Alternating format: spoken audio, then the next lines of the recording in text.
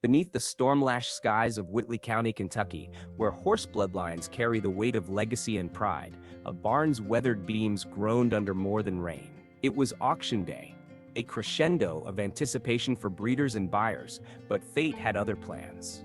In stall 12, a prized mare named May labored prematurely, her foal's arrival marked not by celebration, but by a silence so thick it choked the air. What slid onto the straw wasn't just life. It was a riddle wrapped in wet fur, with eyes too knowing for a newborn, and a darkness that would unravel generations of secrets. Rain drummed the barn's tin roof like a funeral march. Dr. Linwood Pierce, a man who delivered foals through hurricanes and hail, stood frozen beside May. The mare's sweat-soaked flank heaved as the foal emerged, limbs twisted, skull misshapen. But it was the stillness that clawed at Linwood's throat. Newborns thrash. They gasp. This one lay silent, its chest unmoving, until a gasp rippled through the crowd. The foal's eyes snapped open, too clear, pupils sharp as shards of onyx. May nuzzled her child, unfazed, but the handlers recoiled. "Ain't right," muttered Merrick, a stable hand already backing toward the exit. Linwood's hands hovered, trembling. Science had no name for this. Then it moved. Joints cracked like kindling as the foal rose, legs buckling yet purposeful. Its gaze swept the barn, assessing, not instinctual, locking onto each face with eerie precision. A tourist's phone clattered to the straw. "God Almighty," someone breathed. Linwood's pulse roared. This wasn't birth. It was a performance. The auctioneer's voice crackled over the intercom. "Next lot, May and foal." "No," Linwood barked, startling himself. "Cancel the bid." But the foal's head swiveled toward him, and in that moment, Linwood's childhood memory surged.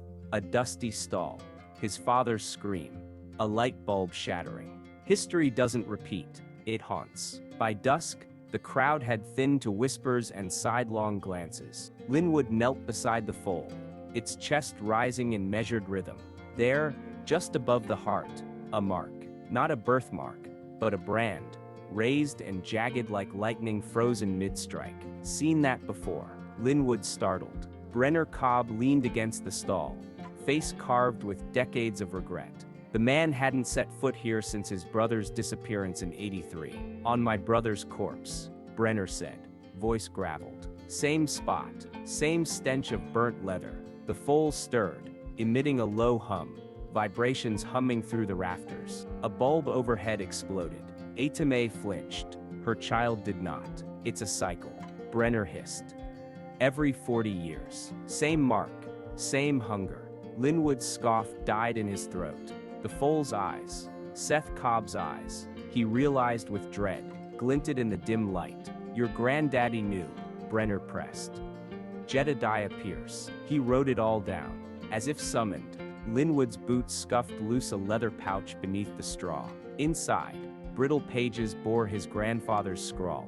"The foals are not mistakes. They are messengers." Midnight draped the barn in velvet shadows. Linwood hunched over Jedediah's journal, oil lamp casting wavering light on sketches, spirals, hollow-eyed figures, and that damned mark. An entry screamed, "It begins with the mare. It ends with the blood." A cry shattered the silence. In stall 12, Itamen lay unconscious. The foal stood vigil, its muzzle pressed to her chest. As Linwood rushed in, it turned, slow, deliberate, and blinked. Human, calculating. Merrick stumbled back, face ashen. "It showed me things. My ma's voice. Songs she sang for she died." The hum returned, deeper now, trembling the earth. Brender gripped the stall door. "It's callin' something, and we're the damn choir." Linwood's hand hovered over the foal's mark. Heat radiated, not fever, but recognition. Jedediah's words seared his mind. "Those who listen will remember what was forgotten." The foal stepped forward. Not a threat, an invitation. What pact binds these families to the foal's dark legacy? And what price will Linwood pay when the message demands more than listening? It demands blood. Ashwood Hollow loomed ahead, its skeletal trees clawing at the moonlit sky. Linwood's flashlight trembled in his grip. the beam catching on symbols carved into the bark, spirals, jagged lines, the same mark branding the foal's chest. Brenner trailed behind, breath ragged. "This is where they made the pact," he muttered. "Our grandfathers. Their greed. Their stupidity." The foal stood at the hollow's center, its coat shimmering like oil under moonlight. Merrick knelt nearby, tear tracks glinting. "It showed me my Mai," he whispered. "Singing a lullaby. I never knew she sang." His voice broke. "How's it know?" Linwood unfolded Jedediah's journal, its pages brittle with guilt. "We thought we were chosen," his grandfather had written. "But we were cursed. The foals are keys. They opened doors to what we buried." A sketch dominated the next page. Ashwood Hollow. A circle of men in dated suits, and a foal with hollow eyes. Brenner thrust his brother's notebook at Linwood. Seth's childish scrawl screamed from the margins. "It talks in the dark." One entry detailed a ritual, a blood oath signed with the mark. "Our families promised to breed them," Brenner spat. "Keep the bloodline pure, for power, for control." The foal's hum vibrated through Linwood's bones. Itame's cry echoed from the barn, distant and desperate. "She knows," Linwood realized. "She knows what we've done." Back in the barn, Itamed paced her stall, nostrils flared. The foal hadn't followed them. It waited in the hollow, patient as a spider. Delora blocked Linwood's path, arms crossed. "Vets are coming at dawn. State boys. They'll put that thing down." "No." Linwood's voice surprised him. "It's not an animal. Then what is it?" The journal burned in his satchel. A bridge, he thought. A reckoning. Merrick lunged suddenly, clutching a rusty hoof pick. "It's evil. Saw my Mai." But her eyes were black. He staggered toward the hollow. "Gonna end this." "Stop." Linwood tackled him, straw scraping his palms. The pick skittered away. Merrick sobbed into the dirt. "It's in my head, like worms." Overhead, the barn lights flickered. The hum swelled, and Linwood's vision blurred. A younger Jedediah stands here, trembling as his father slits a foal's throat. Blood pools into a symbol carved into the floor. The pact demands sacrifice. The old man growls. "Our sins. Their survival." Linwood gasped, back in the present. The same symbol lay beneath the straw, half hidden. Itame's stall. "It's not the foal they want," he whispered. "It's us." The foal awaited them in the clearing. Its gaze ancient. Brenner hung back, muttering prayers. Linwood stepped forward. Jedediah's journal open. "What do you want?" The hum answered, shuddering the trees. Roots erupted from the earth, snaking around Merrick's ankles.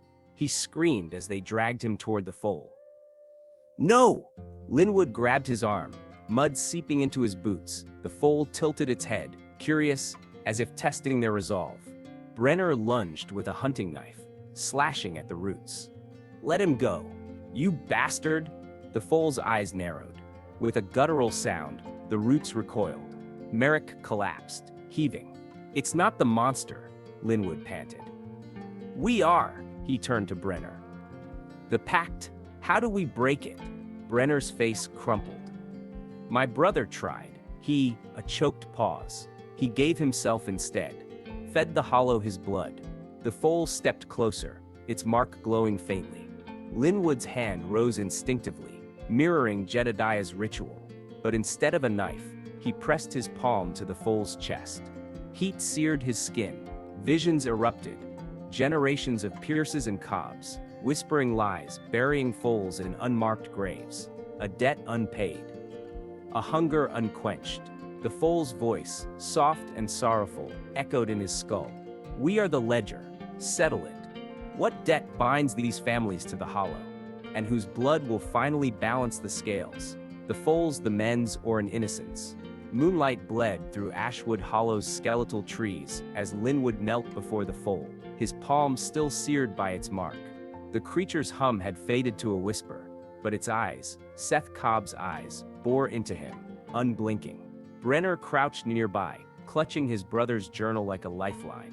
"It wants the truth," Linwood murmured. "All of it." The foal stepped closer, its breath warm against Linwood's cheek. Visions erupted. A candlelit barn, 1923. Jedediah Pierce and Silas Cobb kneel over a foal identical to this one, its mark pulsing. A pact signed in blood. Two families, one bloodline, bound to feed the hollow. A blade flashes. The foal's cry cuts short. Its blood soaks the earth, and the ground shudders, sated, for now. Linwood recoiled. We've been feeding it. Generation after generation. Brenner's face twisted, sacrificing foals to keep the hollow quiet, but Seth refused. He tried to save one. His voice cracked. The hollow took him instead. The foal's hum surged, angry now. Roots erupted, snaking around Brenner's throat. It's my turn, he choked.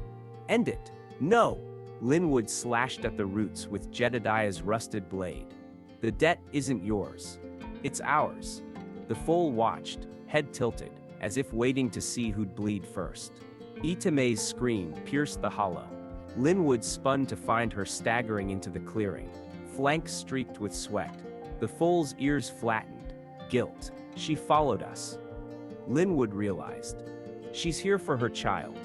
The foal backed away, but Itame charged, nostrils flared. Instead of attacking, she nudged her foal protectively, licking its twisted limbs. The hum softened, almost apologetic.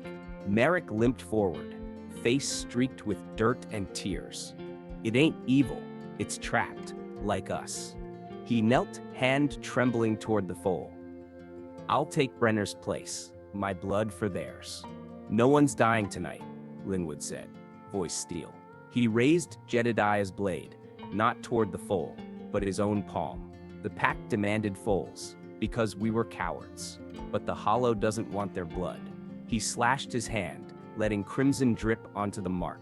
It wants remembrance. The ground quaked.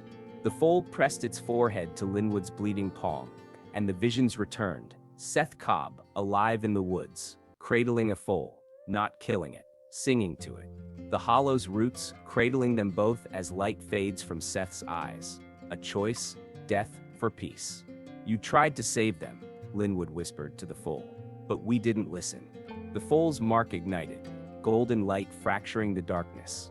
Itami nickered softly as her child's twisted limbs straightened, fur shedding like ash to reveal sleek, unblemished hide. The hum became a song, a lullaby Merrick's mother once sang. Brenner collapsed, sobbing. Seth, he chose this to break the cycle. The foal nuzzled Linwood's wounded hand, its touch cooling the burn. The debt is paid, its voice echoed, not in their ears, but in their bones. Remember us. With a final resonant hum, the foal turned and led Itami into the trees. The hollow's dead branches shuddered, leaves sprouting in their wake, vibrant and green. Merrick touched a blooming dogwood, awestruck. It's over? No, Linwood said, watching the woods. It's forgiven. Asterisk. In the hollow's reborn heart, Linwood buries Jedediah's journal and Seth's drawings, not as secrets, but as warnings. Brenner tends to Itami, now grazing peacefully, her foal's legacy woven into the land. Merrick stays, rebuilding the barn with hands that no longer shake. But in town, whispers linger. A new foal born miles away, its chest bare. A fresh start. As dawn breaks, Linwood stands at the hollow's edge, the weight of generations lifted. Somewhere in the trees, a hum echoes, softer now. A lullaby, not a warning, a promise kept. Asterisk. 1 year later, the hollow breathed again. Dogwoods bloomed where dead trees once stood, their petals drifting like snow over Itami's grazing form. Her coat glistened, healed and whole, though her eyes lingered often on the woods, waiting, wondering. Linwood knelt at the base of the largest tree, burying Jedediah's journal and Seth's drawings in a rusted lockbox.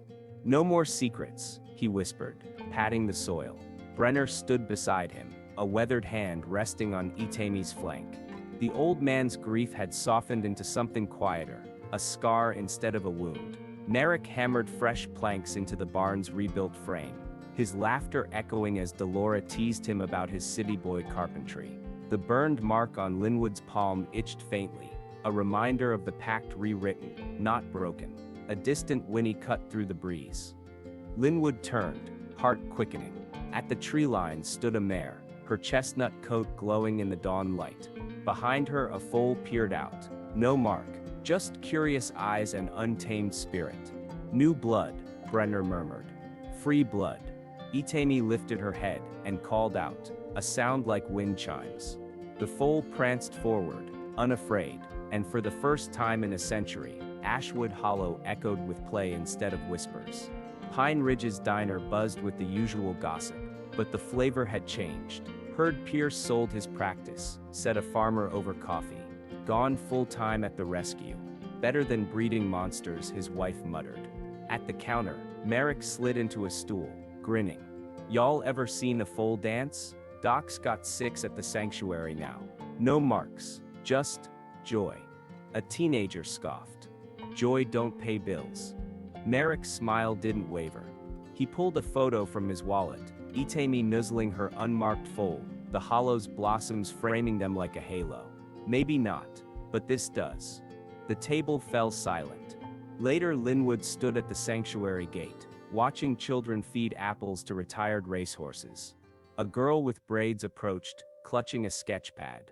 Dr. Pierce, I drew the foals. Can I show you? He knelt, breath-catching. Her drawing wasn't of twisted limbs or hollow eyes. It was a mare and foal leaping over sunlit streams, their coats dappled gold. They're beautiful, he said.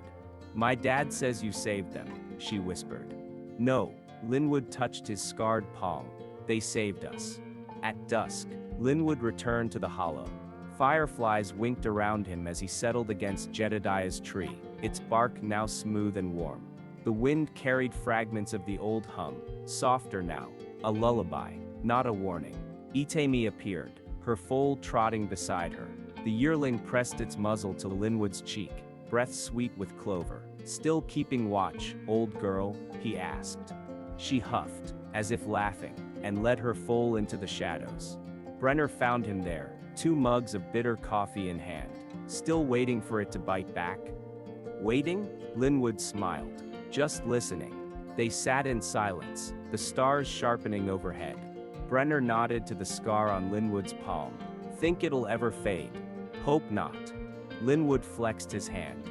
Some debts shouldn't be forgotten. A rustle stirred the brush, the new mare and foal, grazing peacefully. No hum, no mark, just life, stubborn and radiant. The first light crested the Mission Mountains, gilding the sanctuary's fields. Linwood walked the fence line, his shadow stretching long over dew-kissed grass. In the distance, Merrick led a therapy group, veterans, their hands steady as they brushed horses. Itami trotted to the gate, demanding a mint. Linwood obliged, scratching her favorite spot. Still bossy, he chuckled. A cry rang out, a newborn foal taking its first steps, wobbling into the world unburdened. Linwood's scar tingled, not with pain, but pride. Somewhere deep in the hollow, a single note hum, a farewell or a hello.